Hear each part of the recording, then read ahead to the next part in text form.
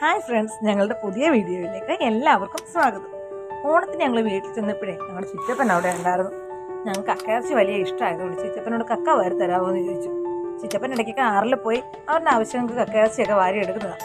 അങ്ങനെ പുള്ളിക്കാരെ സംബന്ധിച്ചുകൊണ്ട് ഞങ്ങൾ എല്ലാവരും റെഡിയായിട്ട് ആറിനടുത്ത്. ഇതാണ് കരുവാറ്റ വള്ളംകളി നടക്കുന്ന പുത്തനാറ്. ഞങ്ങൾ കരുവാറ്റക്കാർക്ക് ഈ വള്ളംകളി ദിവസം ഭയങ്കര ആഘോഷമായിട്ട് എല്ലാ വർഷവും ഓണത്തിന് ഉരുട്ടായ നാളില വള്ളംകളി നടക്കുന്നത്. പക്ഷെ ഇപ്രാവശ്യം എന്തുകൊണ്ടെന്ന് അറിയത്തില്ല, നവംബർ 1-ാം തീയതി. അപ്പൊ എല്ലാവരും വള്ളംകളി കാണാൻ എത്തുമല്ലോ അല്ലേ. 2 മണിക്കൂറോളം ചിറ്റപ്പൻ തപ്പിയിരിക്കും. ആ കുറച്ചൊക്കെ മാത്രം കിട്ടിയേ. അങ്ങനെ എന്തെന്നറിയത്തില്ല, നമുക്ക് കക്ക കുറവാന്ന് തോന്നുന്നു ഇപ്പൊ 5-ല്. അങ്ങനെ കിട്ടിയത് വഴി ഞങ്ങൾ രണ്ടുപേരും വീട്ടിലേക്ക് വന്നു. വീട്ടിൽ വന്ന് കക്കയൊക്കെ നന്നായിട്ട് കഴുകി വെച്ചു. ഒരുപാട് ചെളി ഉണ്ടായിരുന്നു, അതുകൊണ്ട് 3-4 പ്രാവശ്യം കഴുകേണ്ടി വന്നു. അങ്ങനെ പാത്രത്തിൽ കക്ക വാരിയിട്ട് ആവി കയറ്റി എടുത്തു. ഒരു 10 മിനിറ്റോളം ആവി കയറ്റിയപ്പോഴത്തേക്കും കക്കയെല്ലാം നന്നായിട്ട് കൊള്ളുന്നു വന്നിട്ടുണ്ടായിരുന്നു. അങ്ങനെ നമ്മൾ വെള്ളമൊന്നും ഒഴിച്ചിട്ടില്ല, അല്ലാതെ കക്കയിൽ നിന്ന് ഇറങ്ങിയ വെള്ളമായിട്ട് വരും. അങ്ങനെ ആ ചൂടോടുകൂടി തന്നെ ഞങ്ങൾ ആ ഷെല്ലിനകത്ത് നിന്ന് കക്ക സെപ്പറേറ്റ് ചെയ്തെടുത്തു. അതിനുശേഷം ഞങ്ങൾ ആ 2 പേരും കൂടെ അതിനകത്തുള്ള അഴുക്കൊക്കെ കുത്തിക്കളഞ്ഞ് 2-3 പ്രാവശ്യം കഴുകിയിടും. അതെല്ലാം വൃത്തിയാക്കി വന്നപ്പോഴാണ് തോരൻ ഉണ്ടാക്കണോ റോസ്റ്റ് ചെയ്യണോ എന്നുള്ള കൺഫ്യൂഷനായത്. എന്തായാലും തോരൻ ഉണ്ടാക്കാമെന്ന് വരുന്നു. അങ്ങനെ ഒരു പാത്രം അടുപ്പിൽ വെച്ച് കുറച്ച് വെളിച്ചെണ്ണ ഒഴിച്ചു കൊടുത്ത് അതിലേക്ക് കടുകിട്ടു.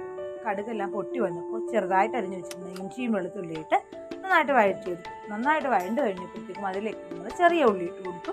ചെറിയ ഉള്ളിയിട്ട് കുറച്ച് കറിവേപ്പിലയും കൂടിയിട്ട് നന്നായിട്ട് വഴറ്റിയെടുത്തു. അത് നന്നായിട്ട് വഴണ്ട് വന്നപ്പോഴത്തേക്കും അതിലേക്ക് കുറച്ച് മഞ്ഞൾപ്പൊടിയും കുറച്ച് കുരുമുളക് പൊടിയും ഇട്ട് കൊടുത്ത് നന്നായിട്ട് മൂപ്പിച്ചു. ആ മസാല നന്നായിട്ട് മൂത്ത് വന്നപ്പോഴേക്കും കഴുകി വൃത്തിയാക്കി വെച്ചിരിക്കുന്ന നമ്മുടെ കക്ക ഇറച്ചി അതിലേക്ക് ഇട്ട് കൊടുത്തു.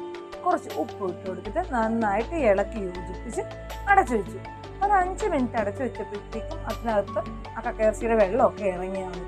അപ്പോൾ അത് ഞാൻ അതിലേക്ക് കുറച്ച് തേങ്ങയും പെരുംജീരകവും പച്ചമുളകും എല്ലാം കൂടെ നന്നായിട്ട് ചതച്ചെടുത്ത ആ അരപ്പ് ആ കക്കയിറച്ചിക്കകത്ത് ചെറിയ കുഴി ഉണ്ടാക്കിയിട്ട് അതിലേക്ക് ഇട്ട് കൊടുത്ത് ഒന്ന് തട്ടിപ്പൊത്തി വെച്ചു.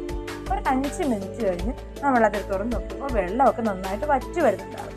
അങ്ങനെ അപ്പോൾ അരപ്പൊക്കെ വെന്തിട്ടുണ്ടായിരുന്നു. അപ്പോൾ ആ അരപ്പൊക്കെ നമ്മൾ കക്കയിറച്ചിയുമായിട്ട് നന്നായിട്ട് മിക്സ് ചെയ്ത് നന്നായിട്ട് തോർത്തിയെടുക്കും. അപ്പോൾ അടിപൊളി ടേസ്റ്റുള്ള ഒരു കക്കയിറച്ചി തോരനായിരുന്നു കേട്ടോ. അപ്പോൾ ഇനി എല്ലാവരും കക്കയിറച്ചി കിട്ടുമ്പോൾ ഈ റെസിപ്പി ഒന്ന് ട്രൈ ചെയ്ത് നോക്കണം. വളരെ ഈസി ആയിട്ട് ചെയ്യാൻ പറ്റുന്നതാണ്. അപ്പോൾ നിങ്ങളുണ്ടാക്കി നോക്കിയിട്ട് നിങ്ങളുടെ ഫീഡ്ബാക്സൊക്കെ ഞങ്ങളെ അറിയിക്കണേ. അപ്പോൾ ഇത്രയും നാളും തന്ന സപ്പോർട്ടിന് എല്ലാവർക്കും നന്ദി.